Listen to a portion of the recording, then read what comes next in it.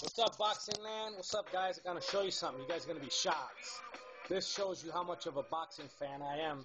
Packed, you'll be really shocked right now. I went to Walmart today, bought some mitts, because I've been boxing, been losing a lot of weight. I'm getting cut the fuck up, man. I'm looking phenomenal. I'm in great shape, all right? Training like if I'm fighting September 17th. But anyway, found this. Was looking for Muhammad Ali poster, didn't find it. Looked for other boxes, I couldn't find it, but guess who I find? You know the irony of life, right? Check it out. Right there, your boy, Packroids. Look, and right here, he's beating the shit out of Cotto. But nice anyway, I added to. I'll start a collection now. Start looking for these things. But anyway, should be good for you guys. That are not aware, September 6th, New York City at Chelsea Piers is going to be the Marquez Pacquiao press conference. I'm going to be there. I'm going to fucking go over the top. I'm going to be there. I'm going to appear again on HBO, possibly 24/7. I'm going to be known by the HBO people, and trust me, I'm going to build a boxing brand. Some way, somehow, this business savvy mind will make money off of boxing. I got some good contacts in the industry. I got some good interviews coming up soon. So stay tuned for that. And since I'm on the subject of Pacquiao, his fight with Marquez, as I said before, I'm predicting Pacquiao to win via knockout, maybe around the 5th round. Just don't see how Marquez can perform good enough with the added weight at 44. Manny should have went down in weight. Ariza feeds him like 7,000 power pellets. 7,000 calories a day, and the guy still doesn't hit the limit at welterweight, so he could have fought at junior welterweight or possibly at a catch weight of 137, 138. But anyway, I'm picking Pac to win via knockout, and since we're on Pacquiao, sad how Bob Arum controls this guy like a puppet so bad. Manny hired an accounting firm, and now he got rid of that accounting firm to look over his previous business dealings. And, no doubt Bob Arum is screwing Manny big time. I mean, the question that I have is, why does Manny allow it? Manny's not as dumb as us pack haters would like to think, So, the thing that I wonder about is, what is it that Bob Arum knows that Manny doesn't want the public to know? What is it that Bob Arum has on him that doesn't allow him to do anything or stand up to Bob? I talk a lot of shit about Manny, and I point the obvious out about the guy, but I don't hate the fucking guy, but I just don't know how he lets Bob Arum have so much power over him. So I don't know, I guess in time we'll find out the truth. We'll know the absolute truth on what's going on between Arum and Pacquiao, and sad, but I know that Arum is screwing Manny. Freddie Roach went on record this past week saying that Manny's broke and that he'll have to keep fighting because he has a huge entourage and he doesn't know how to say no to people. That's sad. I hope that's not true. I hope he learned from Evander Holyfield and from Tyson, not to make the same mistakes and blow all of his money. So hopefully it's just a rumor and it's not true. And hopefully next year he could take the test and he can fight Mayweather. It's the fight the whole world wants to see. So hopefully that goes down. And since I mentioned Mayweather, this past weekend, I didn't get to see it on CNN because we were supposedly being hit by a hurricane. So they didn't show it on CNN. I would have liked to seen how the format would have fit in an hour-long program. But nonetheless, it was very good. HBO did a great job presenting Victor Ortiz and his past difficulties in his life with his brother. They did a good job introducing his brother as well. Great story.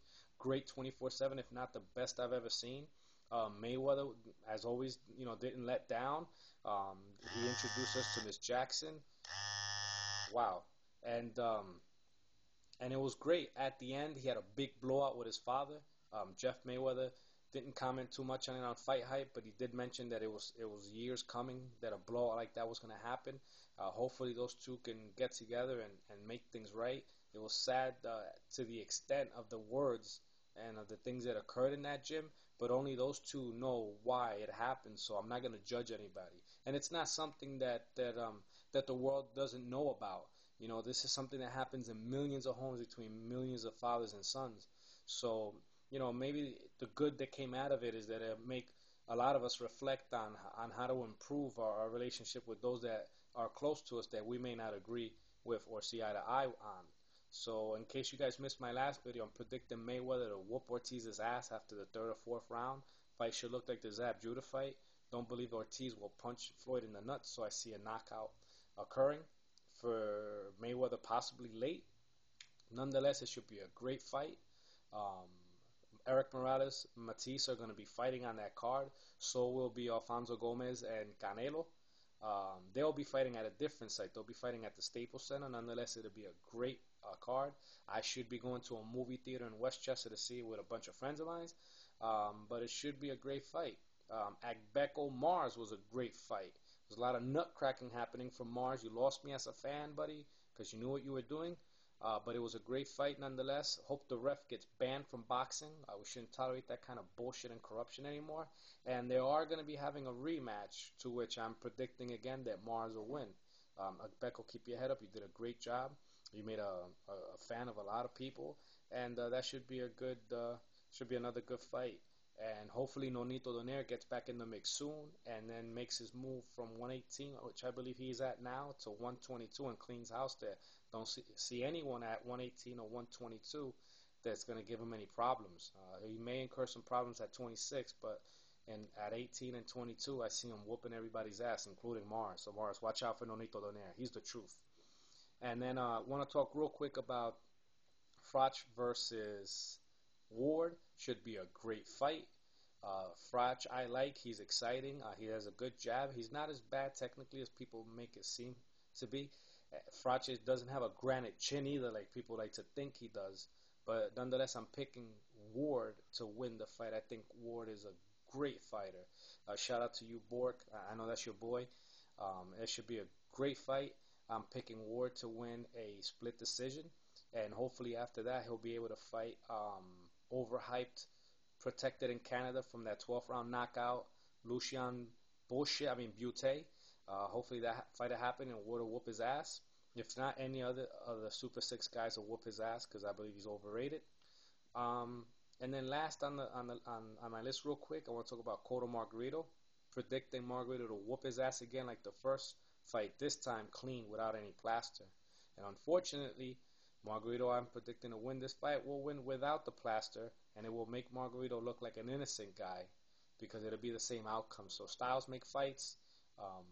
You know, even Emmanuel Stewart prior to training Cotto said that, and hopefully it's an exciting fight and to bring people to the garden and more excitement to boxing. Real quick, Golden Boy Promotions, thank you for advertising Mayweather Ortiz during the VMAs on MTV. That was a great move. And well, you know, this fall we have a lot of good boxing going on, so stay tuned. I have some more videos coming on. And God bless. Peace out.